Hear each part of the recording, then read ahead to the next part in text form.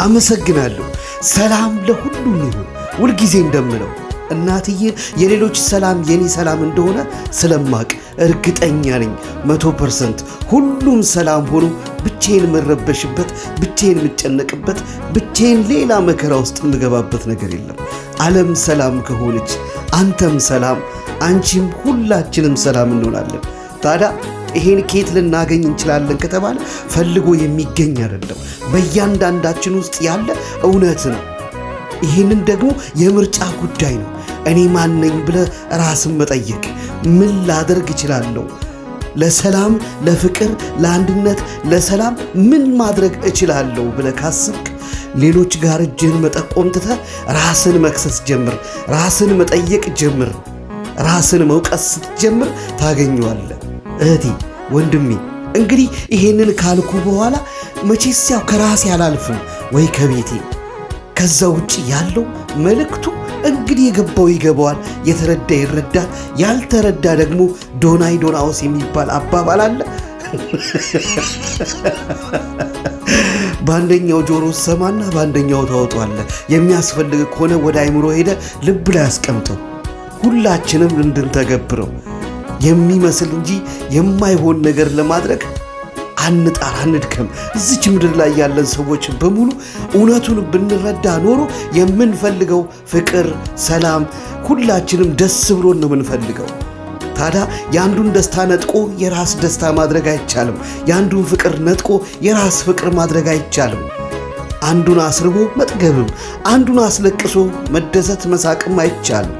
ሁሉም ሰው ራሱን ይብሰል። ታዲያ ሁላችንም ራሳችንን ስንጠይቅ ብቻ ነው ይሄ ነገር ሊሆን የሚችለው። ማንም ላይ እንትን አይበል፣ ምንም ነገር አያድርግ። በቃ ራሱን ይጠይቅ። አንተ በሰራኸው ስራ እንደምትጠየቅ ወቅ፣ አንቺም እንደዛው። ማንም ሰው በሆነ ተቃውሞ፣ በሆነ ነገር ውስጥ፣ በሆነ ጫጫታ፣ በሆነ ጭብጨባ፣ በሆነ መከበብ ውስጥ ሆኖ ወይ በእውቅናና በዝና ወይም ደግሞ ባለው ሀብትና ንብረቱ ባይመካ መልካም ነው። ልብ ካልክ ራስን የምታገኘው ራስ ውስጥ ብቻ ነው። የሌሎችን ችግር ለመረዳት ራስን ተረዳ። ራስሽን ጠይቂና ራስሽን ተረጂ። ብዙዎቻችን በአሁን ሰዓት ላይ ያለንበት ሁኔታ በጣም ከባድ ነው። የምሬን ነው። የምትወደው ቤተሰብ ለመመስረት መጀመሪያ አንተ ባል መሆን እርግጠኛ ሁን። ለምታገባት ባል ሆናለሁ ወይ ብለህ ያንን የምታገኘው ግን ለአባትና ለእናትህ ፍቅር ሲኖር፣ ለእህት ለወንድሞችህ፣ ለቤትህ ፍቅር ሲኖር ብቻ ነው። ቤት ውስጥ የምትጠላው ነገር እያለ፣ የማታከብረው አባት፣ የማትወደው እናት፣ የማትወደው ወንድምና እህት እያለ የራሴ የሆነ ልጅና ቤተሰብ ማፍራት አትችልም። አንቺም እንደዛው ሚስት ለመሆን መጀመሪያ እናትና አባትሽን፣ ወንድም እህቶችሽን፣ ቤትሽን ማፍቀርና መውደድ መቻል አለብሽ። ከዛ ያሽው ፍቅር ሌላ እንድታፈቅሪ ሚስት ልትሆኚ፣ ባልሽም ባል ሆኖ ለአንቺ ባል፣ አንቺም ለሱ ሚስቱ ሆነሽ የምትኖሪበትን ራስሽ ላይ ስሪው እንጂ የሚወድሽ የሚያፈቅርሽ ስትፈልጊ ቤት ውስጥ ያለውን ፍቅር አደፍርሶና ጥሎና ንቆ አይደለም። የእናትና የአባትን ዋጋ መክፈል የማይችል ሚስትም ባልም መሆን አይችልም።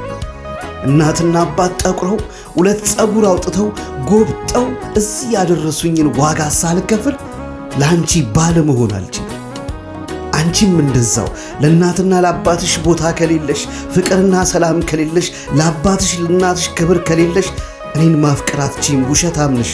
ስሜትሽ ስጋሽ እኔን ወደደኝ እንጂ በፍጹም ከአባትሽም ከእናትሽም ከእህት ወንድምሽም ልበልጥ በፍጹም አልችልም። ለምን? እኔ የማታውቂኝ ሌላ ሰው ነኝ። ወይ በመልኬ ወይ በገንዘቤ ወይም ደግሞ ባሌ ይሆናል ብለሽ ስላሰብሽ ብቻ ነው።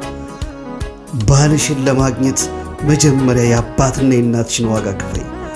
የእህት የወንድምሽን የቤትሽን ፍቅር ክፈይ። ለሥጋ ስሜትሽ ሳይሆን በህሊናሽ ፈቃደ ፈጣሪ ይሁን ብለሽ አምነሽና ወደሽ የእሱን ፍቃድ ጠብቂ። ብዙዎቻችን ለቤተሰቦቻችን ፍቅር የለንም። ብዙዎቻችን ለቤተሰቦቻችን ክብር የለንም። የምናከብረው ባል አለን፣ የምናከብራት ሚስት አለችን። ውሸት ነው፣ ጊዜያዊ ስሜት ነው። አባቱን የማይወድ ማንንም አይወድም። ለእናቱ ክብር የሌለው ማንንም አያፈቅርም።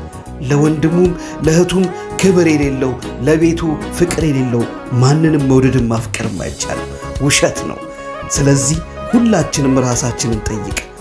ለወንድምህ ለእህትህ ለእናት ለአባትህ ቦታ መስጠትን አትዘንጋ፣ አትርሳ። ከነሱ መምጣትን ከነሱ መገኘትን ብዙ ዋጋ ተከፍሎ እዚህ መድረስህን አትርሳ፣ አትርሺ። ብዙዎቻችን የለንም፣ በጫጫታ ውስጥ ነው ያለነው። በስጋዊ ስሜት ሰክረናል። የምንፈልገውን እንጂ የሚያስፈልገንን ጥለነዋል። ታዲያ ዋጋ ያስከፍለናል። ማንም ሰው ዋጋ ይከፍላል። ለእናትህና ለአባትህ ያልኩበት ትልቁ ነገር በእናትና በአባትህ ቤት በነበርክ ሰዓት እንደፈለክ ነበር የምትሆነው። አባትም እናትም የጠቆረችው ጸጉሯ ነጭ እስኪ በሆን ድረስ እዚህ ድረስ አንተን ለማድረስ የለፋችበት የደከመችበት የጎበጠችበት ነው። የእናትና የአባትን ዋጋ መክፈል የምችለው ባለመሆን ስትችል ነው። ለእናትና ለአባትህ ልጆች መሆን እንዳትረሳ። ልጅ መሆንህሽን እንዳትረሺ። መሆን ያልቻለ ቢመስል ነው እንጂ መቼም ቢሆን የትም አይደርስም። ቤቱን የናቀ ሌላ ቤት መስራት በፍጹም አይችልም። ብዙዎቻችን ቤቶቻችንን አፍርሰን ቤት ለመስራት እንጥራለን። አይሆንም፣ በፍጹም አይሆንም። ሁሉም ልብ ይበል፣ ራሱን ይጠይቅ። ፍቅር ከቤት ይጀምራል። እንግዲህ ይህ የመኖር ሐሳብ ነው።